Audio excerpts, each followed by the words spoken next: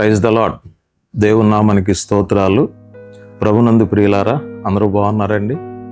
దేవుని మహాకృపను బట్టి మీరు మీ కుటుంబాలు బాగుండాలి, మీ పిల్లల చదువులు బాగుండాలి, మీరు చేసేటువంటి వ్యాపారాలు బాగుండాలి, మీరు చేసేటువంటి ఉద్యోగాలు బాగుండాలి, మీరు చేసేటువంటి కష్టార్జితం ఫలించాలని అనుదినం మీ కొరకు మేము ప్రార్థన చేస్తున్నాం.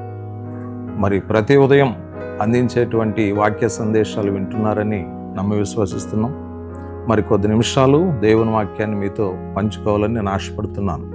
కీర్తనల గ్రంథం నుండి 139వ అధ్యాయము మొదటి వచనాన్ని ఒకసారి చదువుకుందాం. యెహోవా, నీవు నన్ను పరిశోధించి తెలుసుకొని ఉన్నావు. చిన్న ప్రార్థన.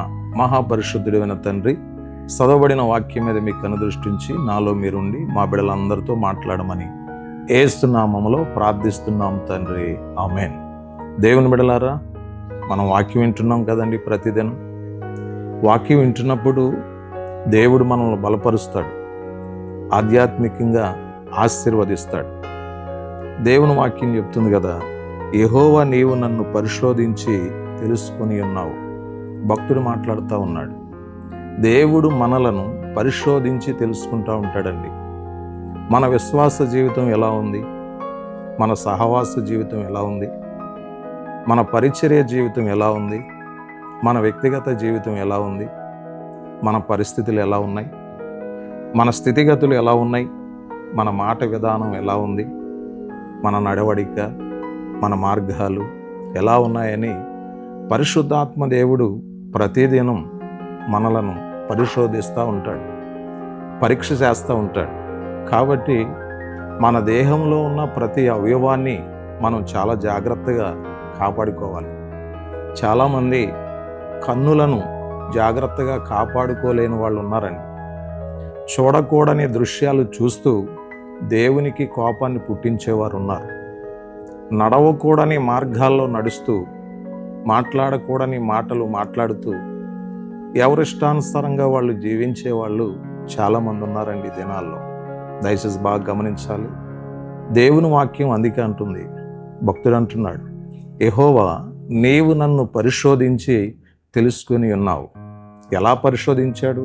దేవుని వాక్యం అంటుంది కదా, నేను కూర్చుండుట నీకు తెలియను. దేవుని బిడ్డలారా గమనించండి, మనం కూర్చుండుట కూడా దేవునికి తెలుస్తుందంటండి. దేవుని వాక్యం అంటది కదా, అపహాసకులు కూర్చుండు చోటను కూర్చుండవద్దు అని దేవుని వాక్యం అంటది. దేవుని బిడ్డలారా గమనించండి. మరి విశ్వాస జీవితంలో కొనసాగుతున్నావు కదా, పరిశుద్ధ మందిరానికి వెళుతున్నావు కదా, పరిశుద్ధులతో సహవాసం చేస్తున్నావు కదా, ఎక్కడ కూర్చుంటున్నావు, ఎలా ఉంటున్నావు, ఒకసారి నిన్ను నీవు పరీక్షించుకోవాలి. చాలామందిని మనం గమనిస్తూ ఉంటాం. దేవుని బిడ్డలారా గమనించండి, త్రాగుబోతుల మధ్యలో కూర్చునే వాళ్ళు ఉన్నారండి, స్మోకింగ్ చేసే వాళ్ళ మధ్యలో కూర్చునే వాళ్ళు ఉన్నారు, అక్రమకారుల మధ్యలో కూర్చునే వాళ్ళు ఉన్నారండి చాలామంది. విశ్వాసంలో కొనసాగుతున్న నీవు పరిశుద్ధుడవు కాబట్టి పరిశుద్ధులతో సహవాసం చేయాలి. పరిశుద్ధులు కూర్చుండే చోట నువ్వు కూర్చుండాలి. నీతిమంతులు కూర్చుండే చోట నువ్వు కూర్చుండాలి. దేవునికి కోపాన్ని పుట్టించేటువంటి స్థలములో, దేవునికి కోపాన్ని పుట్టించేటువంటి మనుషుల మధ్యలో మనం కూర్చోకూడదు. దేవుని వాక్యం అంటది, నేను కూర్చుండుట నీకు తెలియను, నేను లేచుట నీకు తెలియను, నేను పరుండి ఉండుట నీకు తెలియను, నేను నడుచుట నీకు తెలియను, నాకు తలంపు పుట్టక మునిపే నీవు ఎరిగి ఉన్నావని భక్తుడు మాట్లాడుతున్నాడు. అవును కదండి, మన తలంపులు ఆయనకు తెలుసు, మన మార్గాలు ఆయనకు తెలుసు, మన నడవడిక ఆయనకు తెలుసు, మన త్రోవలు ఆయనకు తెలుసు.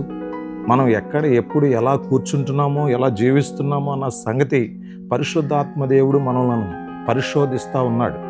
ఈ విషయాలన్నీ బాగా అర్థం చేసుకుని విశ్వాస జీవితాన్ని జాగ్రత్తగా కాపాడుకోవాలండి. సహవాస జీవితాన్ని జాగ్రత్తగా కాపాడుకోవాలి. మరి మనం అందరం మందిరానికి వెళుతున్నాం కదా, వాక్యాన్ని వింటున్నాం కదా, సహవాసంలో పాల్గొంటున్నాం కదా, రొట్టె విరుచుటిలో పాల్గొంటున్నాం కదా, పరిశుద్ధంగా జీవించాలి కదా. మరి లోక సంబంధమైన మనుషుల మధ్యలో సహవాసాలు ఉండకూడదండి. దేవుని బిడ్డలారా, మన జీవితాన్ని మనం పవిత్రంగా కాపాడుకుంటూ దేవుని మార్గములో ముందుకు వెళ్ళులాగిన ప్రార్థన చేసుకుందాం.